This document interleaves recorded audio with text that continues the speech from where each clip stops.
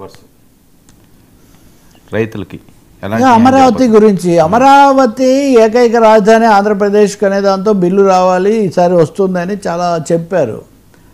రెండోది రాకపోతే ఏమవుతుంది అంటే అక్కడ ఒక ప్రశ్న ఉంది. చాలామంది విదేశాల నుంచి పెట్టుబడులు పెట్టడానికి వచ్చేవాళ్ళు మళ్ళీ జగన్మోహన్ రెడ్డి వస్తే మాకేమవుతుంది ఇలాంటి ప్రశ్నలు వేస్తున్నారని గతంలో చంద్రబాబు చెప్పేవాళ్ళు. సింగపూర్లో కూడా ఆయన చెప్పారు.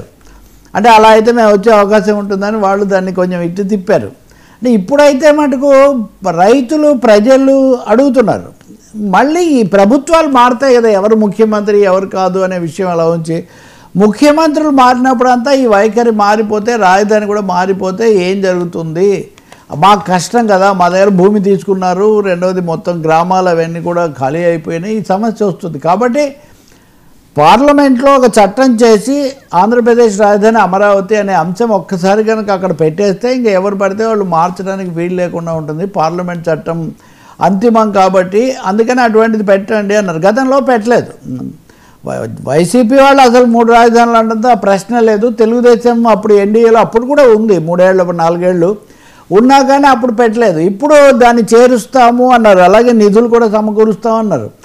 కానీ నెమ్మదిగా ఏదో కబురు కదా మెల్లగా చెప్పినట్టు నిన్న బయటకు వస్తున్న సాధ్యం ఏంటంటే ఈసారి సమావేశాల్లో అయితే ఆ బిల్లు ఉండే అవకాశం కనిపించడం లేదు.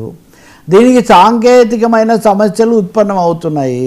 అప్పుడు ఏమన్నారు, విభజన చట్టం 522A ఏదో సంథింగ్ 52లో ఆంధ్రప్రదేశ్ రాజధానిగా అమరావతి ఉంటుంది అనే అంశాన్ని చేరిస్తే ఇది పర్మనెంట్గా పునర్వ్యవస్థీకరణ చట్టంలో భాగం అయిపోతుందని అప్పుడు భావించారు. ఆ విధమైన లీక్లు ఆ విధమైన బ్రీఫింగ్లు కూడా ఇచ్చారు. కానీ ఇప్పుడు వచ్చిన సమస్య అంటే 2014 నుంచి 2024 వరకు హైదరాబాద్ అనేది ఉమ్మడి రాజధానిగా ఉన్నప్పుడు, ఒక రాజధాని ఉన్నప్పుడు ఇంకోటి రాజధాని ఇదే ఉండాలని చెప్పడం అనేది ఎలా కుదురుతుంది? కాబట్టి 2014 అన్నదాన్ని యథాతథంగా సవరణ చేయటం అంటే అపాయింటెడ్ డే నాడే, అంటే అప్పుడు అన్న మీకు గుర్తుంటుంది, అపాయింట్ డే ప్రకటన వెలువడే రోజు, అపాయింట్ డే రోజే అమరావతి పేరు పెట్టడం కుదరదు.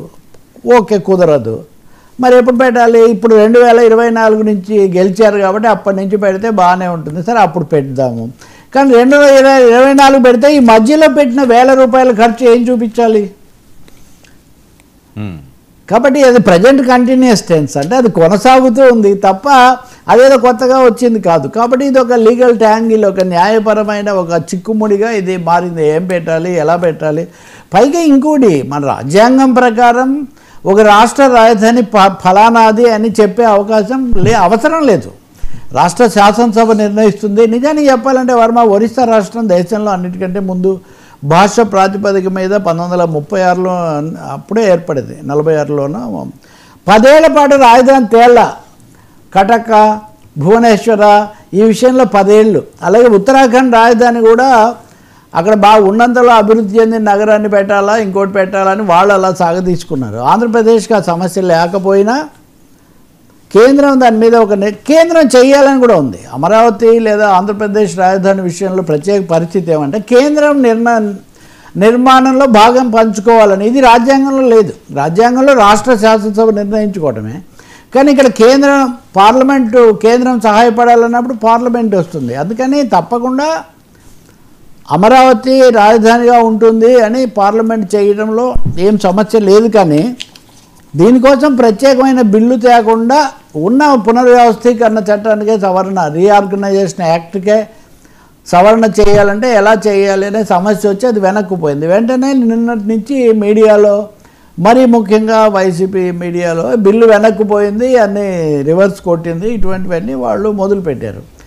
అది ఒక విధంగా ప్రభుత్వానికి కేంద్రంలో అంత పలుకుబడి వచ్చేసింది అయిపోయింది అని చెప్పి ఇప్పుడు మళ్ళీ వెనక్కిపోతే మళ్ళీ ఎప్పుడు ముందుకు వస్తుంది అని. సో దాంతో ఈరోజు పెమ్మసాని చంద్రశేఖర్ కేంద్ర మంత్రి, ఈయన అమరావతి కోసం చంద్రబాబు నియమించిన 3 సభ్యుల కమిటీలో కూడా ఈయన సభ్యుడు. సో ఈయన చెప్తూ ఉన్నారు, ఈ సమావేశాల్లో కానీ వచ్చే సమావేశాల్లో కానీ తీసుకొస్తాం, దీని మీద విష ప్రచారం చేయడం బొత్తిగా అనవసరం, కానీ స్పష్టత లేదు. నిజంగా మళ్ళీ ఇదే ప్రశ్న వస్తుంది వర్మ, రాజధాని గురించి అమరావతి గురించి ఇంత బుర్రబద్దలు కొట్టుకుంటుంటే 18 నెలల్లో దానికి సంబంధించిన స్పష్టత కోసం కాస్త కూడా ప్రయత్నం జరగలేదా? మాట్లాడుకోలేదా దాని గురించి? కేంద్రం రాష్ట్రం ఇప్పటికైనా మాట్లాడుకుంటారా? ఇవన్నీ సందేహాలు పెంచుతాయి. దీనికి తోడు మీరు అన్నట్టుగా రైతుల సమస్యలు, ఈరోజే అది ఆ వార్త కూడా ఏమని, అమరావతి సిఆర్డిఏ కార్యాలయంలో రైతుల సమస్యలు వినడానికి ఒక ప్రత్యేకమైన గ్రీవెన్స్ సెల్ ఏర్పాటు చేస్తారట. అంటే 18 months తర్వాత గ్రీవెన్స్ సెల్ రోజు వినాల్సినంత పరిస్థితి ఉందంటే ఇది ఒక సమస్య, ఇది కూడా ఉత్పన్నమవుతుంది. ఇంకా మూడోది, భూములు ఇచ్చిన ప్రపంచ బ్యాంకు కూడా నిధులు ఇచ్చింది కదా. ప్రపంచ బ్యాంకు ఇచ్చాక షరతులు. ప్రపంచ బ్యాంకు బృందం మొన్న పర్యటించి రైతుల సమస్యలు తెలుసుకుంది. వాళ్ళ ఇవన్నీ మేము సిఆర్డిఏతో మాట్లాడతామని బ్యాంకు ప్రతినిధులు కూడా హామీ ఇచ్చారు.